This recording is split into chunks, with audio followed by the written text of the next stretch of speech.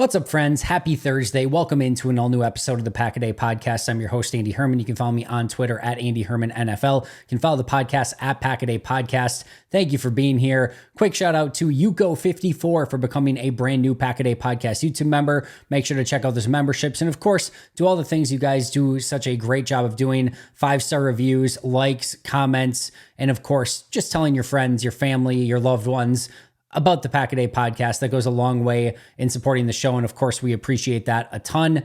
There was some thought that maybe Wednesday would be the day that J Love signed his contract. And thankfully it was. Unfortunately, it was the wrong J Love. Julian Love, the safety for the Seattle Seahawks, signed a brand new contract on Wednesday. Jordan Love, the more important J Love, many of us would argue, did not sign a new contract yet, which means he was still not out at practice. Well, he was out at practice, but he was not practicing on Wednesday. This is still, I think, what I would consider in the safe zone.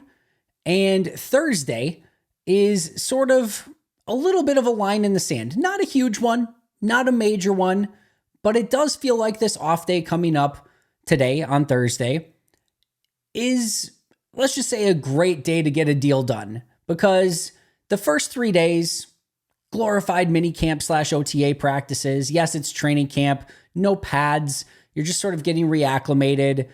Not going to have a huge effect overall on Jordan Love or the offense if he misses those first 3 days. Going into the weekend, when you start getting into padded practice and you start getting into the heat of training camp, you really want Jordan Love to start being a part of that. And of course, you would have loved to have, no pun intended, have him be a part of it already. But those first 3 practices, not a big deal. We will, I don't think, ever really need to even talk about it ever again if this deal gets done Thursday or early morning on Friday and he's ready to go. And it's not to say that this is D-Day. It is not dead. There's no massive deadline. There's no huge now or never sort of moment. But it would be really nice to have it done. If it goes into Friday and he misses Friday, but he's back Saturday, is it that big of a deal? No. If he's back next Monday, is it that huge of a deal? No. But now we start to get to a point where, all right, it's starting to begin to maybe linger a little bit longer than it should. And like I said, I'm not there quite yet. But these last 2 practices, Tuesday and Wednesday, were pretty nightmarish for the offense.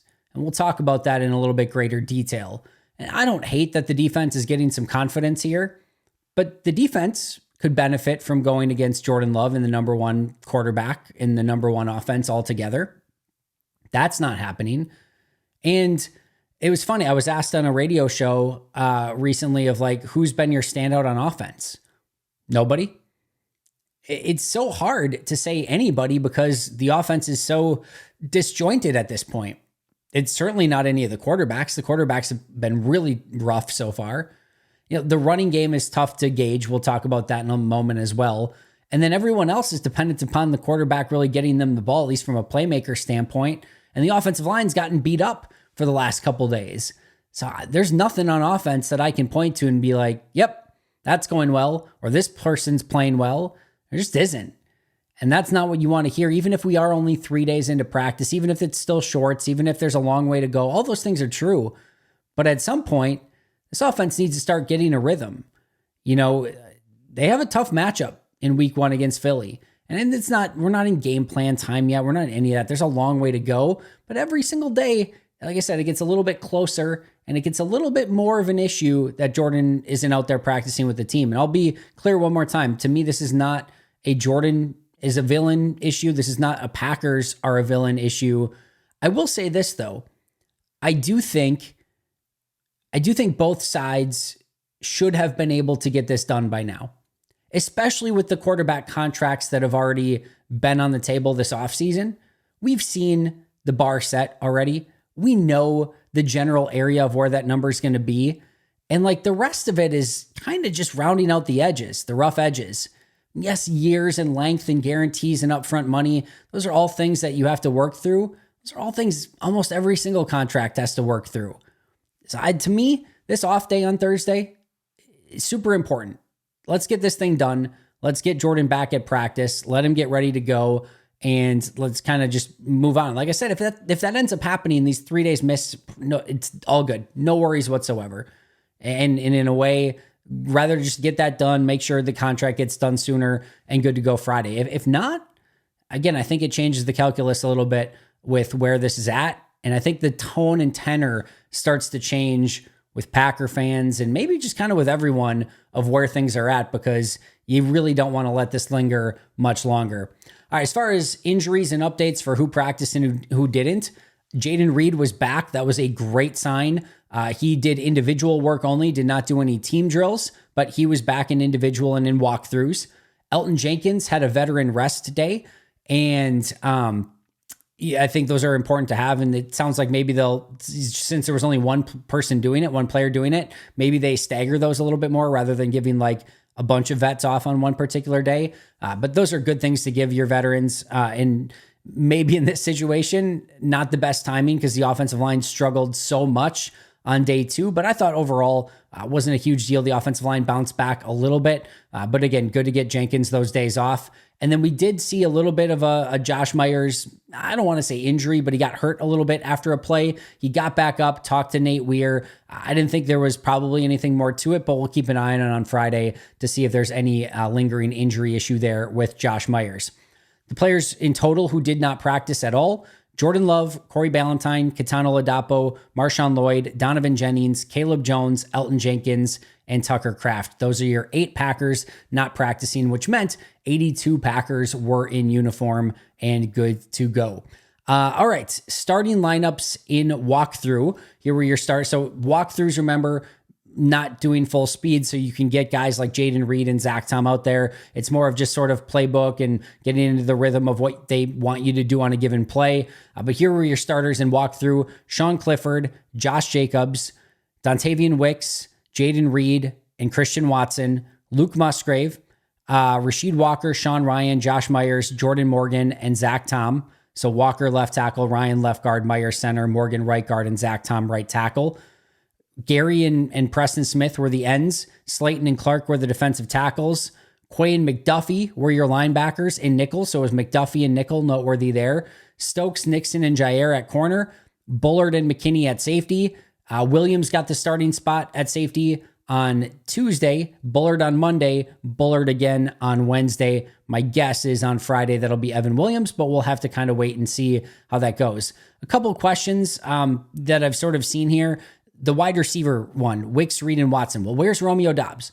Well, the first thing I will say is that if Romeo Doubs was in there and Jayden Reed was out, you'd be like, where's Jayden Reed? If Reed was in and Wicks was out, you say, where's Dontavian Wicks? Like, if there's only 3 wide receivers, one of those top 4 is always going to be out. The second thing I'll say is they rotate the receivers more than any other position. So if there's one thing to not really glean from any sort of lineup or starters or anything, it is absolutely the wide receiver position. So it was Watson, Reed, and Wicks on this particular play. Don't read too much into that of what that means for Dobbs or anything else. They just rotate those guys through a ton. McDuffie at linebacker we'll talk about in a little bit. Stokes still ahead of Valentine. I want to talk about that as well. A lot of these positions, Edgerrin Cooper rotating in at linebacker, Evan Williams and Javon Bullard rotating in at safety. We've seen a little bit along the offensive line as well. There are players that are rotating all around with the starters. We have seen Carrington Valentine a bit with the ones, but a lot of times it's been Eric Stokes, Nixon, and Jair, and maybe a corner or two of one of the, just kind of the backups with the ones. And it's been Carrington Valentine down on the other side with the 2s. I still think that there's a potential competition to be had here, but so far, minicamp, OTA, training camp, Eric Stokes has been the starter opposite Jair. There has not been any real rotation there. Like I said, Valentine will get a couple snaps here and there, but it hasn't seemed to be a quote-unquote competition so far. A little surprising to me, to be honest. Now, Stokes had a really great day today. We'll talk about that too, but I am a little bit surprised that maybe hasn't been a little bit more of, all right, we're going to get Valentine some work with the ones more consistently, and maybe Stokes goes down with the 2s for a bit. It just hasn't.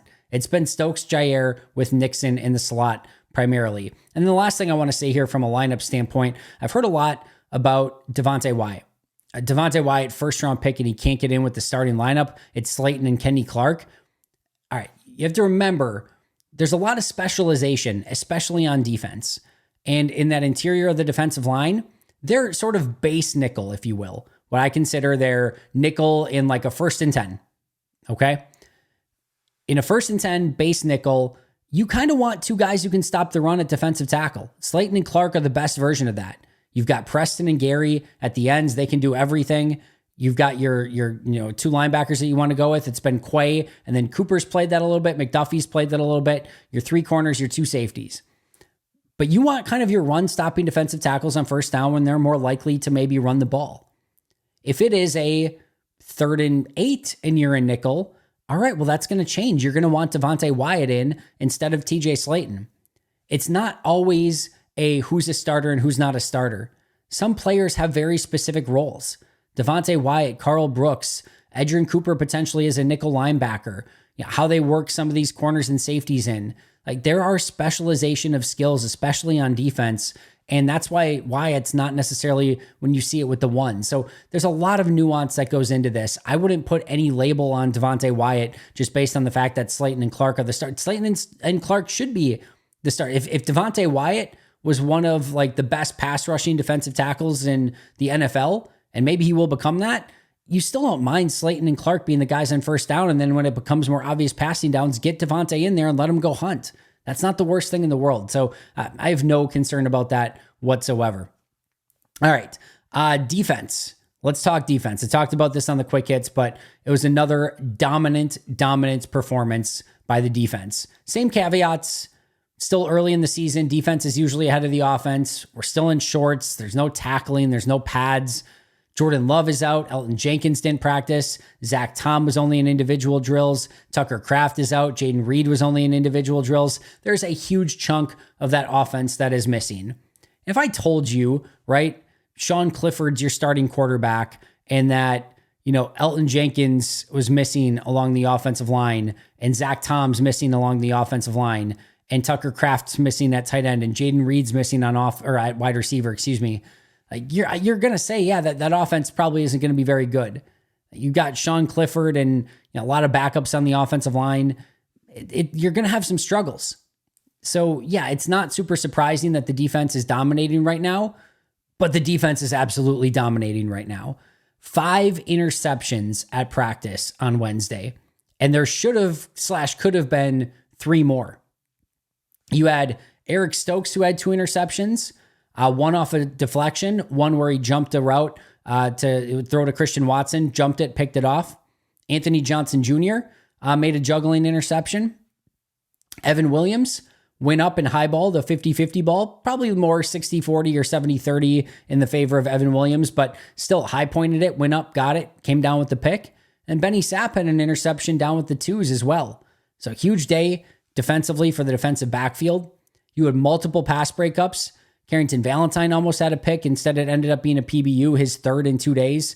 Eric Stokes had another pass breakup, running stride for stride with Christian Watson down the field, getting his head turned and batting away the ball. And Jair, ball thrown right to him, just about to pick it off, and Dontavian Wicks has to basically be the defender on the play to knock it down and make sure that it wasn't picked off.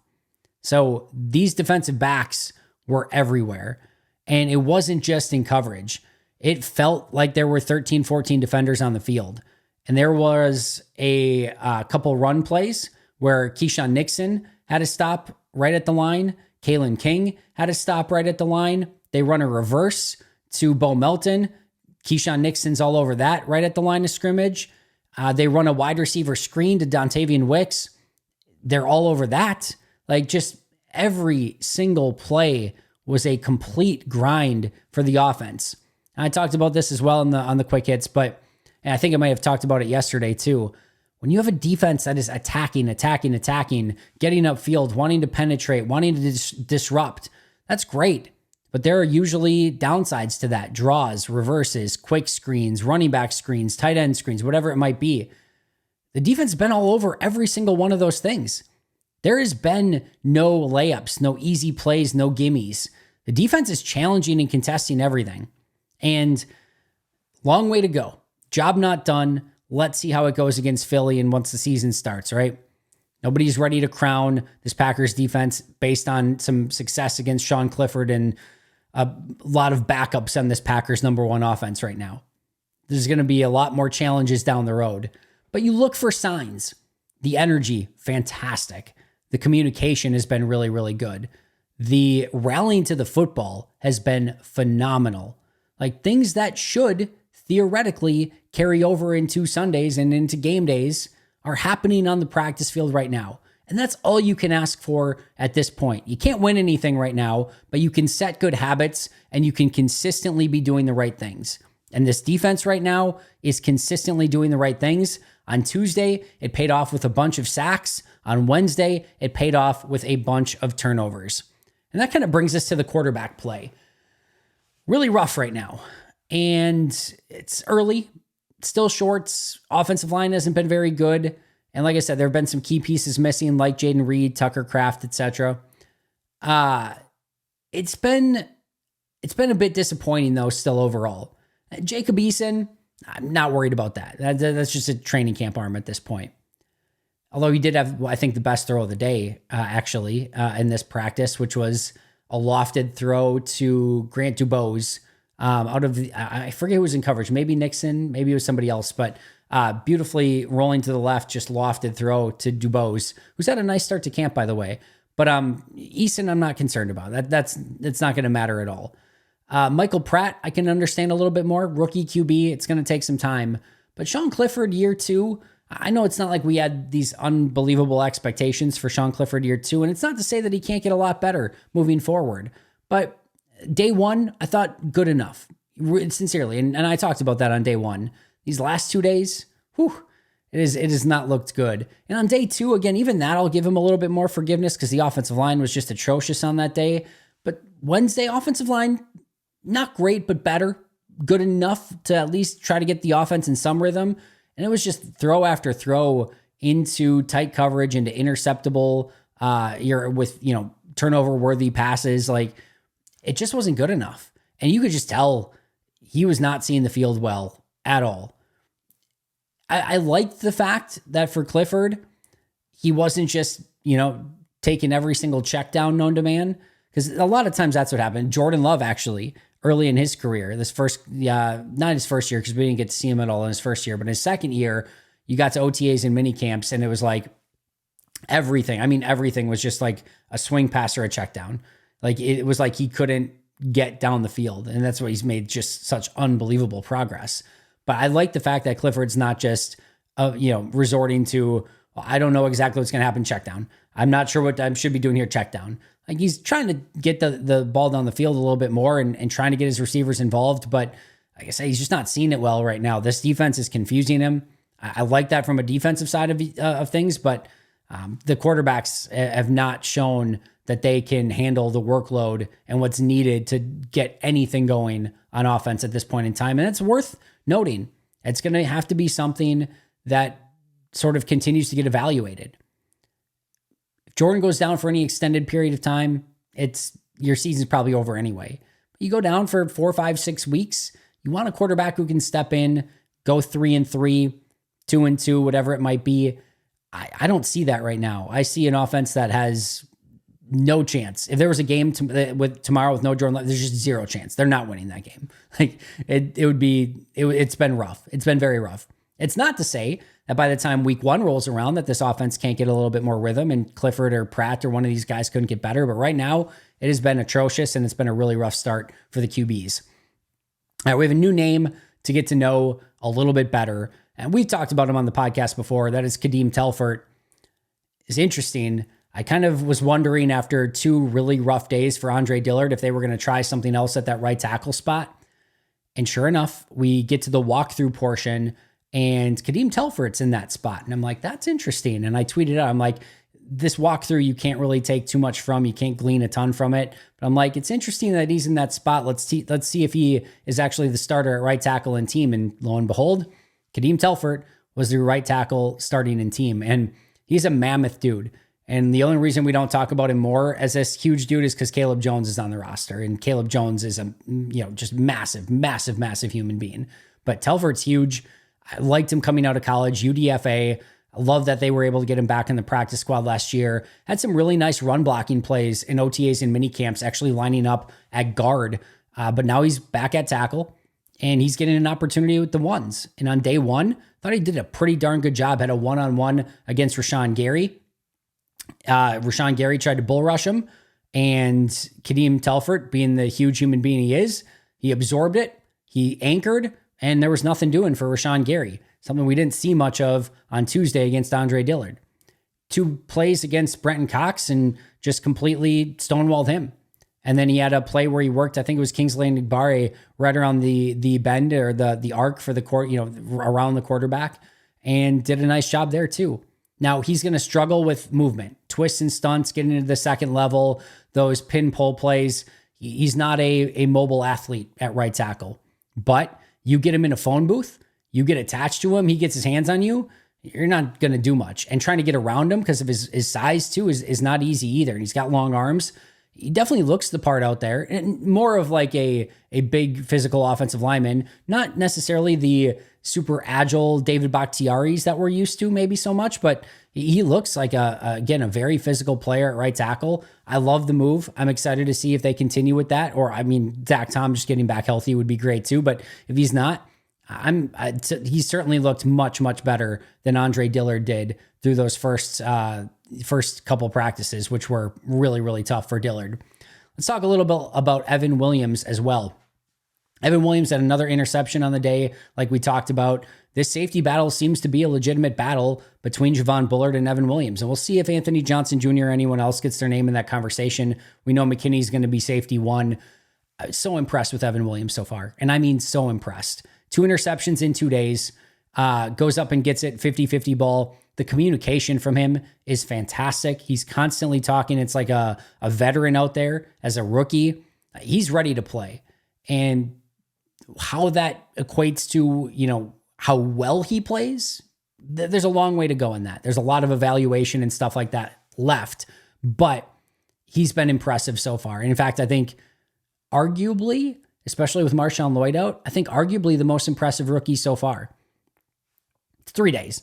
Yeah, I'm so hesitant to tear anyone down or puff anyone up at this point. It's so much time left to go.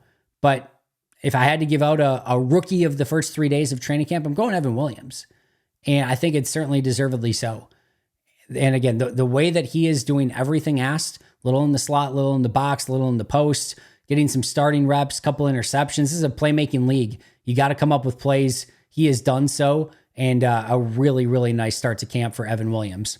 Another guy I want to talk about, Isaiah McDuffie. A lot of defenders we're talking about in a very positive way right now. Not a foregone conclusion that Isaiah McDuffie is just going to give up this nickel spot in one of the starting spots in the base defense. Right now in base, it's still Quay Walker, Isaiah McDuffie, and Eric Wilson.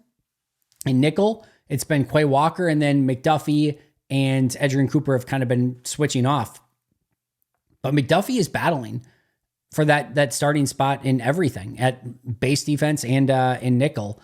And he's had a really, really nice start to camp. Multiple stops at or behind the line of scrimmage. He is seeing the field well. He is making great reads. Now, there's no tackling, so there's always that. And, from a coverage standpoint, that could be a potential weakness for him. He certainly doesn't have the athleticism that an Adrian Cooper does. But as a run defender, he's looked really, really good so far, and he hasn't been any sort of liability. They did get Musgrave mismatched on him 1-to-1 or 1-on-1 on Tuesday, threw the ball deep down the field to Musgrave. Ball wasn't great. It looked like maybe McDuffie could have gotten called for some sort of penalty or illegal contact or something. The refs didn't throw anything. I think not throwing anything based on the ball and how everything went was probably the right call. But again, Musgrave, it should have been a better ball, and Musgrave would have had a much better chance at it to go make a play. That's going to be a mismatch. So those things are still worth noting, but McDuffie has had a great start to camp. This was Matt LaFleur on McDuffie, quote, "He's been a huge asset to this football team in many ways, not only by his production on the field, whether it's on WeFence or defense. WeFence is still the dumbest freaking thing ever. It's special teams or defense, but just the type of teammate he is in that locker room, great person, great player." Matt LaFleur had a lot of nice things to say about Isaiah McDuffie. Meanwhile, kicking competition, only one kicker on Wednesday did any kicking. It was James Turner.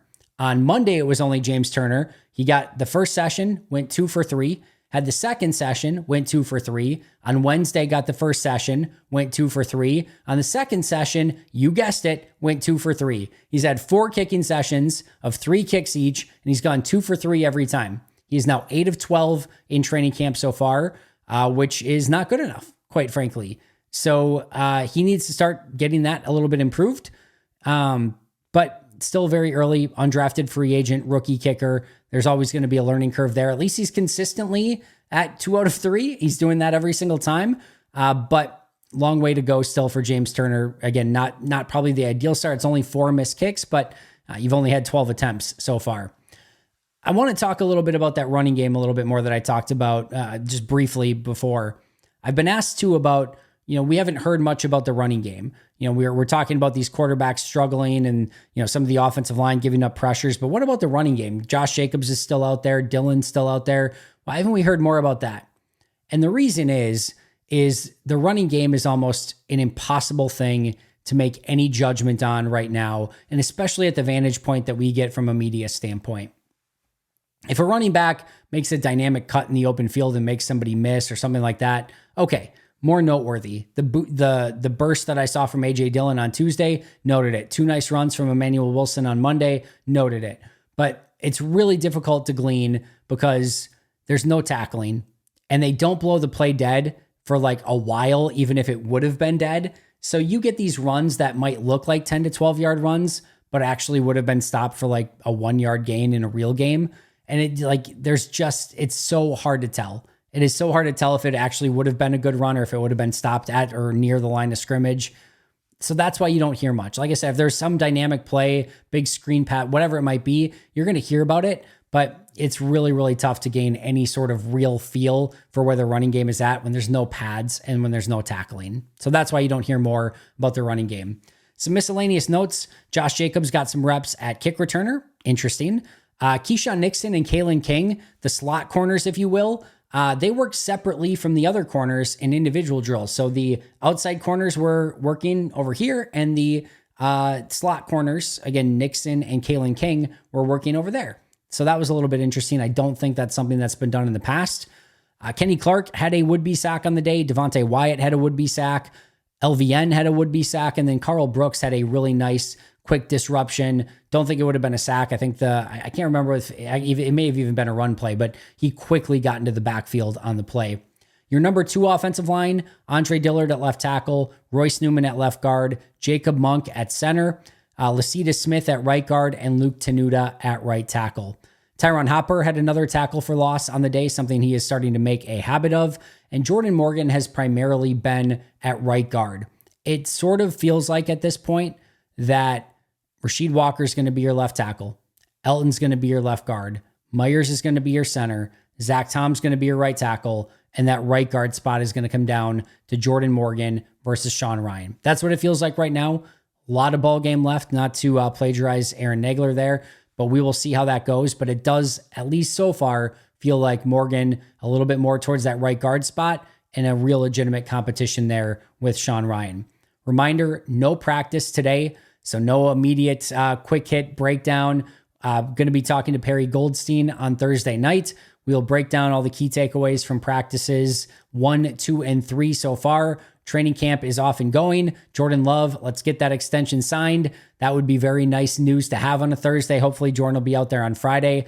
That is going to do it for me today. Shout out to our Hall of Fame and All-Pro members, Most Hated Minnesotan, PJ Wynn, John Wild, Shea Brad Dad, Brandon Paletta, Jennifer Wright, Boomhandle, Donald Lee, Lori Lord, Baby QB, Dave McCluskey, Donald Decker, Dan Miller, Alex Hwang, Arnaldo Espinoza, Peter Ataka, Caleb Cookster, SoCal Pack, and Dan Guessford. You could have your name on here too, become an All-Pro or a Hall of Fame member, and I could say your name every day. I'll see you guys tomorrow, but until next time, and as always, go Pack Go.